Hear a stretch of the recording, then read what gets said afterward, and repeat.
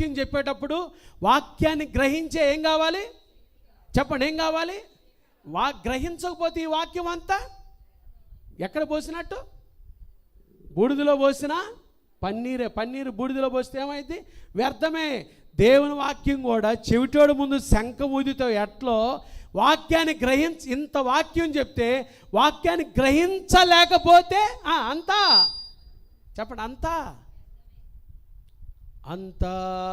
వ్యర్థమే. అంత వ్యర్థమే గ్రహించలేకపోతే. గ్రహింపు అందరికి రావటల్లా. దేవుని మందిరంలో ఎట్లా మెలగాలో ఇంకా తెలియటల్లా. జీవం కలిగిన దేవుని సన్నిధిలో దేవుడు దహించు అగ్నిగా సంచరిస్తుంటాడు. నా మాటలు ఎట్టుండాలి, నా ఆలోచనలు ఎట్టుండాలి, నేను ఎలా నడుచుకోవాలి, ఎంత స్థిరంగా ఉండాలి, ఎంత జాగ్రత్తగా ఉండాలి, నా మనసు అటు ఇటు ఉండకూడదు. కొద్దిసేపు ఈ సిబిసిలో కాసేపు అటు ఇటు ఎందుకు నా అడుగులు అట్టబోతాయి? ఎటన్నా ఒకవైపు ఉంటే అది దేవునికి మహిమ, దేవునికి మేలు కదా అనుకోవట్లా. చాలామంది గ్రహింపు లేదు. ఎవరిని మెప్పించాలనో ఎవరి కోసమో అర్థం కావట్లా.